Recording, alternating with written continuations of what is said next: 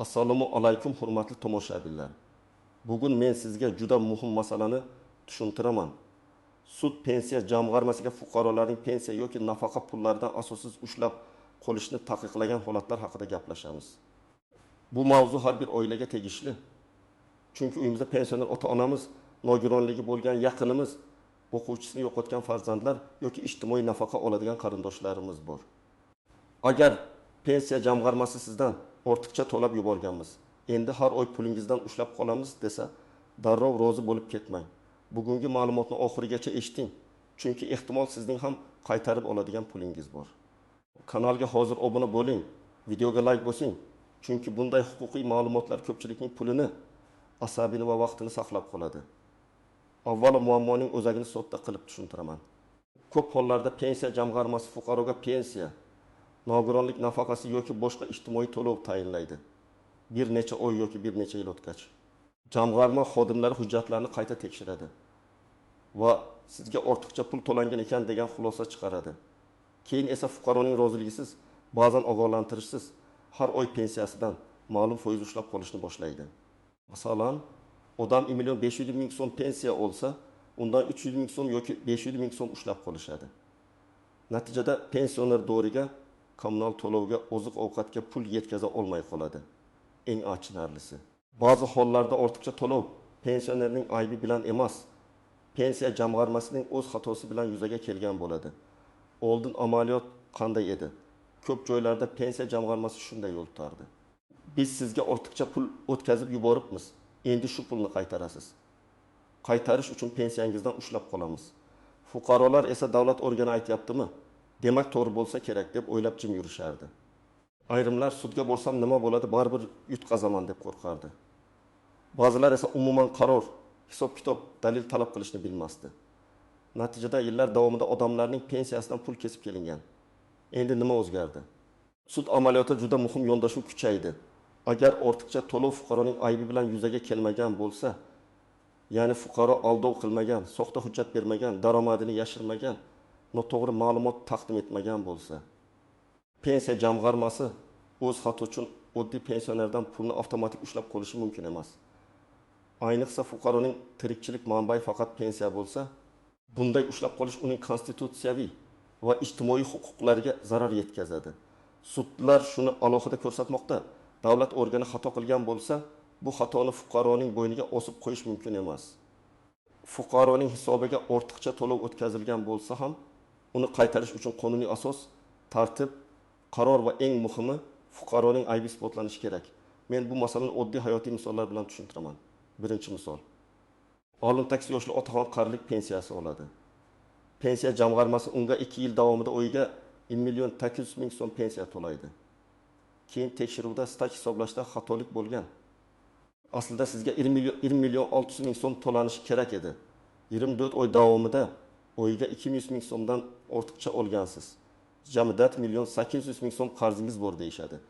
Otaxon hech qanday soxta hujjat bermagan. Mehnat daftarchasi ham. Arxiv ma'lumotlari ham jamg'armaga o'z vaqtida topshirilgan. Hisob-kitobni ham jamg'arma xodimlari qilgan. Bunday holatda savol tug'iladi.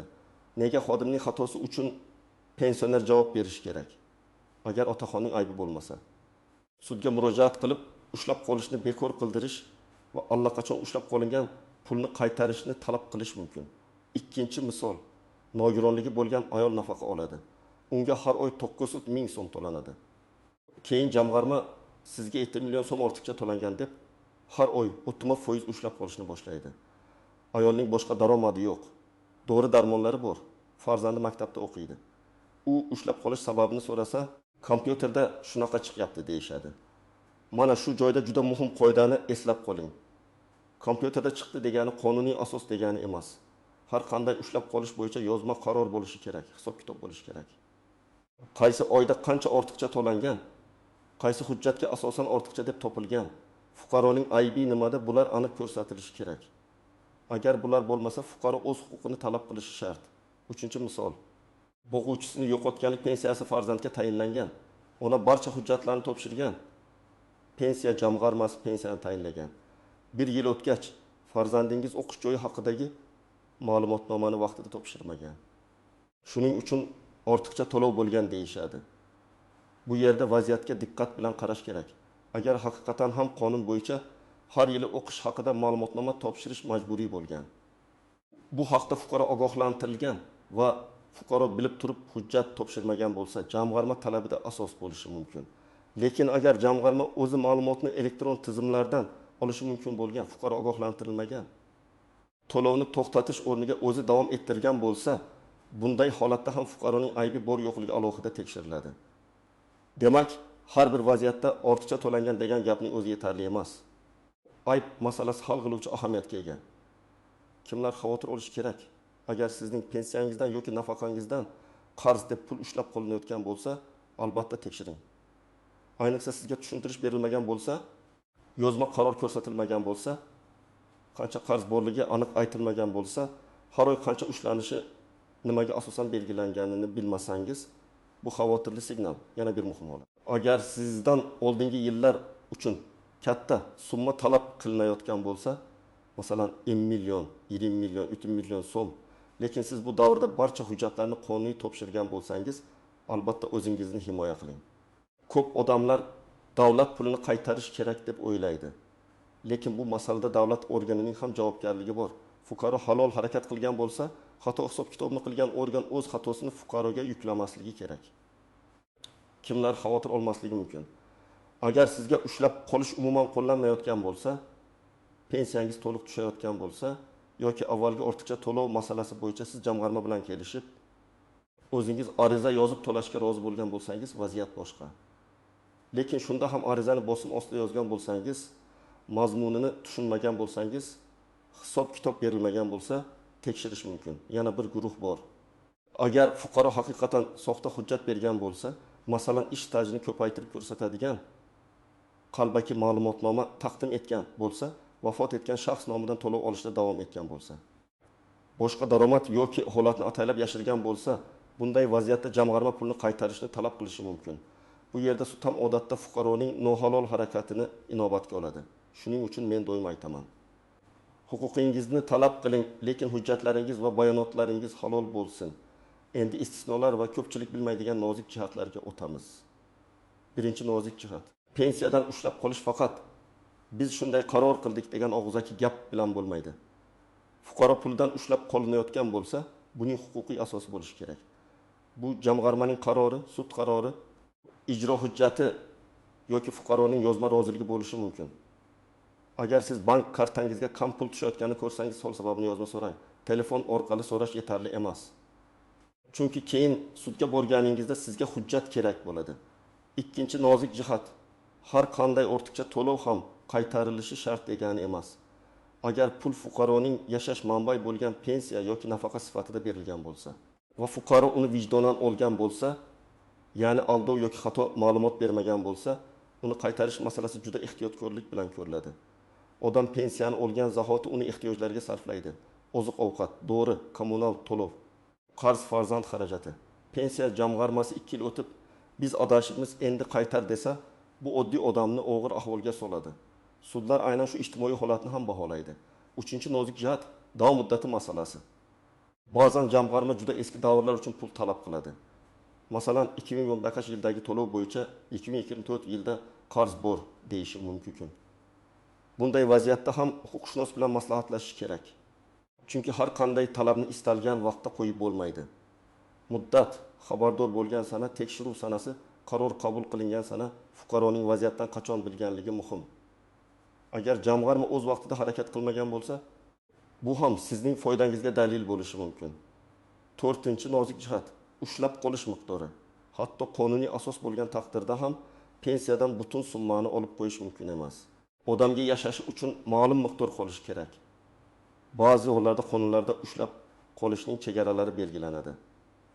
Masalan, ijro hujjatlari bo'yicha ma'lum foizdan ortiq ushlab qolishga yo'l qo'yilmaydi. Agar sizning pensiyangizning yarmi yoki undan ko'pi ushlab qolinayotgan bo'lsa, bu alohida tekshirilishi kerak. Chunki ijtimoiy to'lovning maqsadi odamni yashatish, uni daromadsiz qoldirish emas. 5-chi nozik jihat. Jamg'arma xatosi bilan fuqaro xatosini ajratish. Masalan, siz mehnat daftarchangizni, pasportingizni, tug'ilganlik guvohnomasini, nikoh guvohnomasini, arxiv ma'lumotnomasini to'g'ri topshirdingiz. Xodimi stajni noto'g'ri kiritdi yoki dastur noto'g'ri hisoblab berdi. Bu jamg'arma xatosi. Boshqa vaziyat, siz bir joyda ishlayotganingizni yashirdingiz, daromadingiz borligini aytmadingiz. Nafaqa olish shartlari o'zgarganini bildirmadingiz. Bu fuqaro xatosi yoki atalab yashirish bo'lishi mumkin. Sud aynan shu farqni ko'radi. Shuning uchun siz o'z hujjatlaringizni yig'ib, men hamma narsani qonuniy topshirganman degan pozitsiyani dalillar bilan ko'rsatishingiz kerak. Endi amaliy qadamlarni aniq aytaman. Agar pensiyangizdan yoki nafaqangizdan pul ushlab qolinayotgan bo'lsa, birinchi qadam pensiya jamg'armasining tuman yoki shahar bo'limiga yozma ariza bering. Arizada shunday mazmunda yozing: mening pensiyamni ushlab qolinayotgan summa ushlab qolishning huquqiy asosi qaror nusxasi, qarz hisob kitobi. Qaysi davr uchun ortiqcha to'lov aniqlangani, mening aybim nimada ekanligi to'g'risida yozma ma'lumot berishingizni so'rayman. Arizani 2 nusxada tayyorlang. Bittasini topshirasiz, ikkinchisiga qabul qilingan sana, kirim raqami va mas'ul xodim imzosini qo'ydirasiz. Agar qabul qilishmasa, pochta orqali buyurtma xat qilib yuboring yoki elektron murojaat qiling. Ikkinchi qadam, bankdan yoki pensiya tushadigan kartangizdan ko'chirma oling. Qaysi oylarda qancha pul tushgan, oldin qancha tushgan, ushlab qolish boshlanganidan keyin qancha tushgan, bular aniq ko'rinsin. Masalan, 2023 yil yanvardan 2004 yil dekabrgacha bo'lgan karta ko'chirmasi juda muhim dalil bo'ladi. Agar pensiyani naqd olgan bo'lsangiz, to'lov vedomosti yoki tegishli ma'lumotnomani so'rashingiz mumkin. Uchinchi qadam, pensiya tayinlash bo'yicha hujjatlaringizni yig'ing. Mehnat daftarchasi nusxasi, arxiv ma'lumotnomalari. Pensiya tayinlash qarori, tibbiy mehnat ekspert komissiyasi xulosasi, nogironlik ma'lumotnomasi, o'quvchisini yo'qotganlik bo'yicha hujjatlar, farzandning o'qish joyi ma'lumotnomasi, jamg'arma bilan yozishmalar. Hammasini alohida papkaga soling. Sudda men aybdor emasman deyishning o'zi yetarli emas. Buni hujjat bilan ko'rsatish kerak. 4-qadam, pensiya jamg'armasining javobini kuting. Odatda murojaatlarga qonunda belgilangan muddatlarda javob berilishi kerak. Agar javob bermasa, bu ham sizning foydangizga oladi. Javob kelganda diqqat bilan o'qing. U yerda faqat umumiy gaplar yozilgan bo'lsa, masalan, ortiqcha to'lov aniqlanganligi sababli ushlab qolinmoqda deb yozib qo'yilgan bo'lsa, bu yetarli emas. Siz aniq hisob-kitob talab qilish huquqiga egasiz. Qaysi oyda qancha ortiqcha, nima sababdan, kim aniqlagan, qaysi norma asosida. 5-qadam, yuqori turuvchi organga shikoyat qiling. Tuman bo'limi javobi sizni qoniqtirmasa, viloyat boshqarmasiga yoki tegishli respublika darajasidagi organga murojaat qiling. Shikoyatda mening roziligimsiz pensiyamdan pul ushlab qolinmoqda, ayim isbotlanmagan, yashash uchun zarur mablag'im kamaymoqda, ushlab qolishni to'xtatish va ushlab qolingan pullarni qaytarishni so'rayman deb yozing. Dalillarni ilova qiling. 6-qadam, sudga murojaat qilish. Agar ma'muriy tartibda natija bo'lmasa, sudga da'vo arizasi kiritiladi. Da'vo talablaringiz vaziyatga qarab quyidagicha bo'lishi mumkin. Pensiya jamg'armasining ushlab qolish haqidagi qarorini haqiqiy emas deb topish. Pensiyadan ushlab qolishni to'xtatish, noqonuniy ushlab qolingan summani qaytarish, jamg'arma harakatlarini noqonuniy deb topish.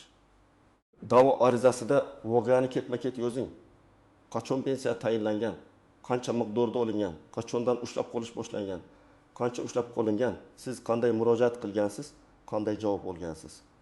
Arizaga barcha hujjatlarni ilova qiling. 7-qadam, sudda asosiy fikringizni to'g'ri qo'ying. Men ko'p odamlar sudda hissiyotga berilib ketishini ko'raman. Men kambag'alman, menga qiyin deyishadi. Bu ham muhim. Lekin asosiy huquqiy fikr boshqacha bo'lishi kerak. Ortiqcha to'lov mening aybim bilan yuzaga kelmagan. Men soxta hujjat bermaganman, ma'lumot yashirmaganman. Hisob-kitobni pensiya jamg'armasi o'zi qilgan. Shuning uchun mendan pulni majburiy ushlab qolish noqonuniy. Mana shu pozitsiyani hujjatlar bilan mustahkamlash kerak.